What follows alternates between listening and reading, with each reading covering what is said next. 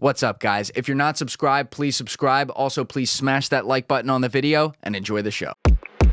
That has persisted, though, that's still a problem. Like, you think that after 20 years of education, 20 years of anti-poaching, it just hasn't stopped. The only thing I can think of that I thought was very interesting was that we've seen a huge decrease in the amount of people that are demanding shark fin soup.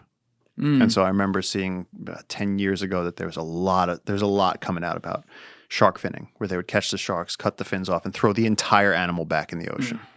And there was just these heartbreaking photos of where it would be like this entire rooftop covered in shark fins, tens of thousands of shark fins, and that was tens of thousands of sharks. And I know that they had Yao Ming working as, right? That's the basketball player. Yao Ming. Yeah. They had him working on like an education campaign to explain to people, you don't need shark fin soup. Oh, that's cool. Gordon Ramsay did a beautiful piece where he went and he did the whole thing. He went and he ate shark fin soup, which he got criticized for, but he wanted to understand. He was like, is this really delicious? And he was like, no. He was like, I could do this with any other type of fish.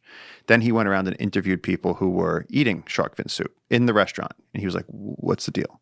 And they're like, oh, this was always, like traditionally this was what we did when we were celebrating. Okay. And then he would, then he tricked people with shark fin soup, where he'd be like, try my shark fin soup. And then they were like, oh, it's delicious. And he'd be like, it's not even shark fin soup.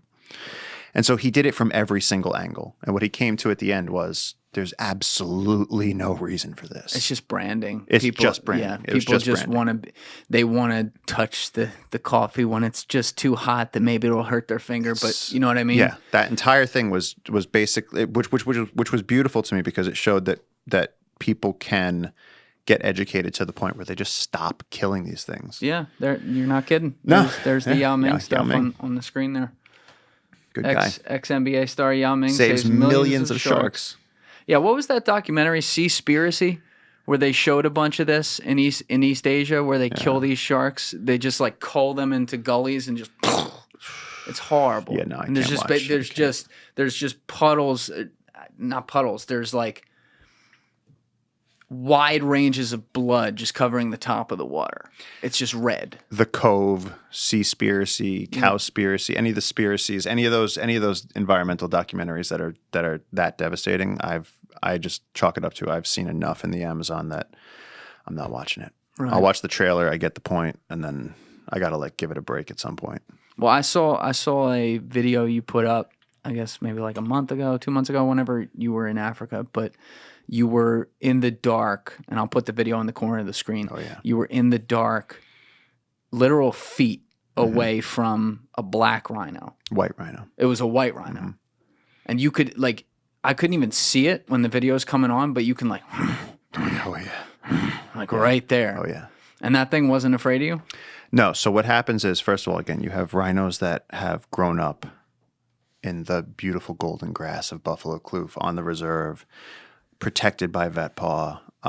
So these are rhinos that have never known danger, and then they're used to coming to this one area, and there's actually a stone wall. So I immediately after I posted that video, I got messages from people being like, "How dare you take such a risk? How dare you?" And it's like, dude, the worst thing that could happen is that the rhino kills me. I pose no danger to the rhino, and so of course 300 angry messages about my rhino video.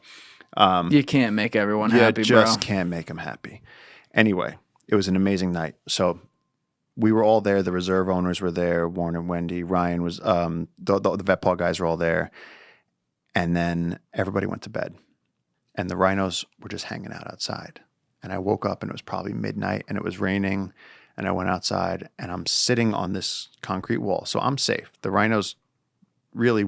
There's no reason for a rhino to come that close, but they were just eating the grass and they happened to be feet away from me. And I'm listening to those vocalizations and I'm watching these animals that I never thought I'd see in real life. And if you see by the end of that video, I'm like, I got tears in my eyes. I couldn't finish saying, I was like going to be like, here I am with rhino. I couldn't do it. As soon as that thing goes, it just went straight up my spine. And I was like, okay, I can't. And I just sat there and I watched them. It was incredible. It was absolutely magical. And then it was only then And then it was like 2 hours later. I tried to go to sleep. I couldn't sleep knowing that they were out there. I just wanted to watch them the whole night. Where are you sleeping? In a house, in a structure. I was going to say they were like they right have next the, to they have it the was in the reserve. So now. you're all good. But then I woke up again, and this time I was like, oh man, the rhinos are still there, and I'm looking at the rhinos in the dark, and then I'm like, oh, those aren't rhinos, and these 2 hippos had come, and with the rhinos, and so these hippos are trying to get some of the grass that the rhinos were eating, and then the rhinos were fighting with the hippos, but then these 2 hippos were they going at it? No. So the rhinos, the hippos know that the rhinos will win. The rhinos just have to look at a hippo, and the hippo knows they got the horn. Oh, just because of the horn. Oh yeah, I mean that horn is big. Have you ever seen hippos fight though? Well, that's what happened. The rhinos eventually left, and the hippos opened their mouths and started fighting. And I'm not kidding you. I was standing behind, again, it was like a concrete pillar of this house.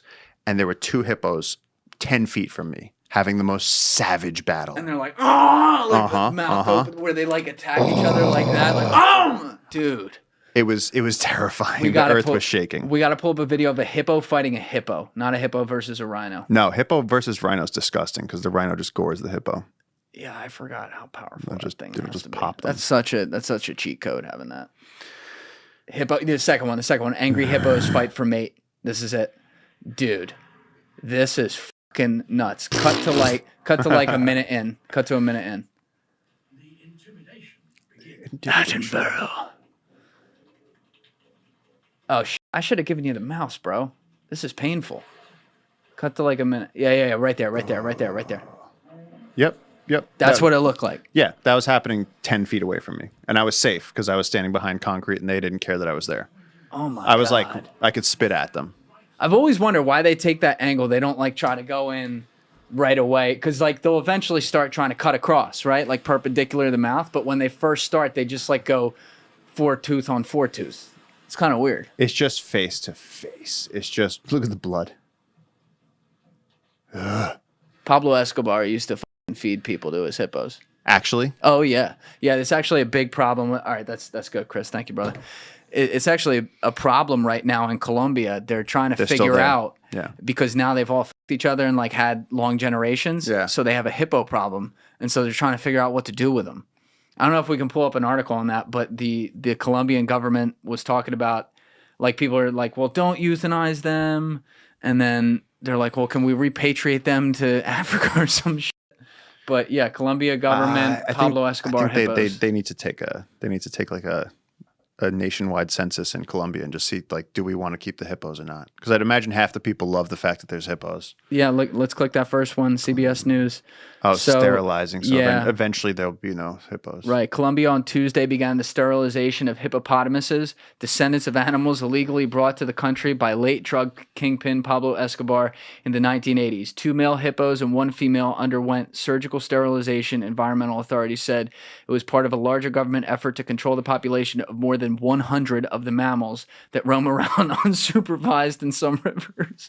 The plan includes sterilizing 40 hippos each year, transferring some of them to other countries, and possibly euthanasia. Yeah. So let's hope it's the first 2, but specifically, if they're that upset about it, do the second one.